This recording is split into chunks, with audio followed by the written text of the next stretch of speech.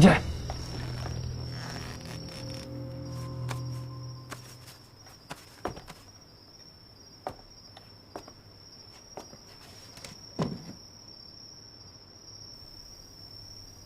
哼，三公主深夜来访，所谓何事啊？难道是觉得白天教坊司的事还不够吗？韩说，韩少君，今天的确是我不对，是我行事鲁莽了，考虑不周了。你大人有大量，别往心里去。道歉啊？你觉得我会信吗？那你要是不信的话，我只有一个办法了。你今天险些被当众扒了衣服，我赔给你。你，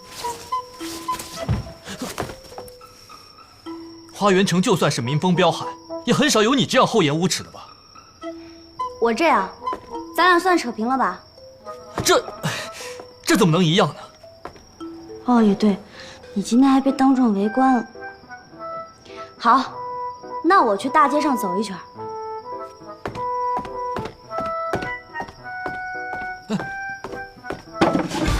站住！准备。你好歹也是我名誉上的妻子，穿成这样上街去。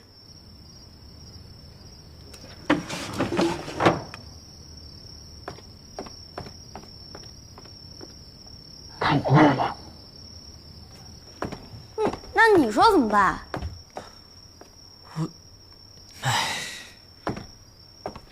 我再脱一件。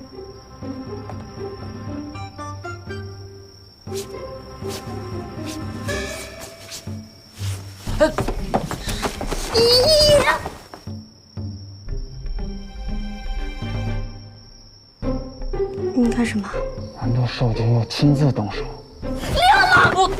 我什么都没干，你乱喊什么？简直在喊捉贼！怎么办？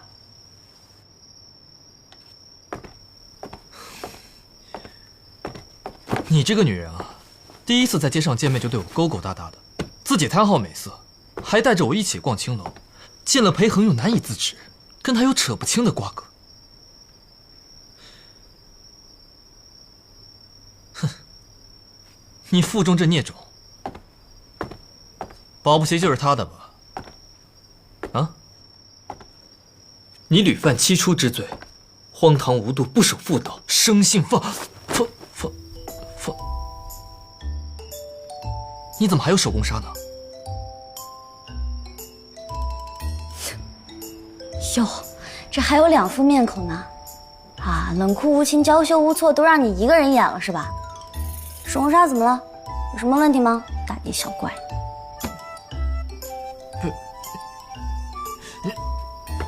你没有身孕啊？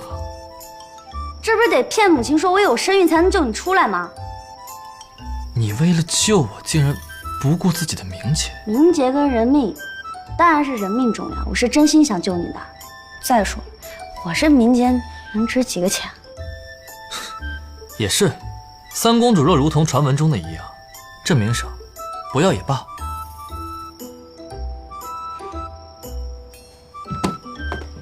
韩少君，从此以后我们约法三章：人前按照我们花园城的规矩来，你听我的；人后按照你玄武城的规矩来，我听你的。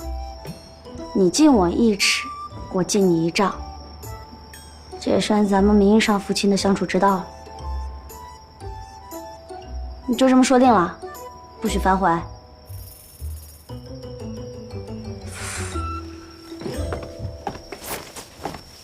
哎，站住！又怎么啦？把衣服穿上再出去。这算什么？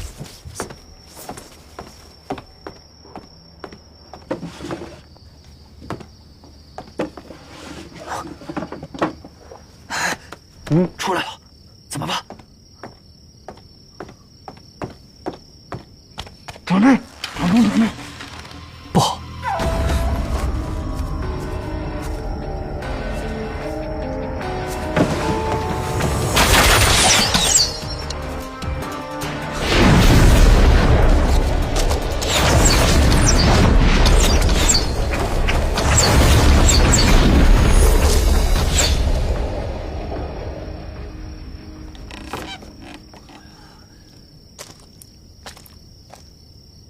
夜深了，凉。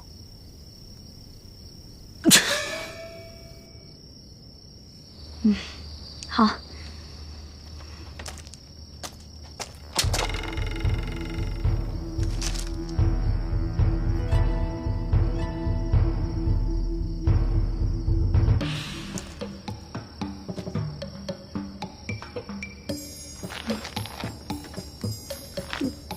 多谢少君好意。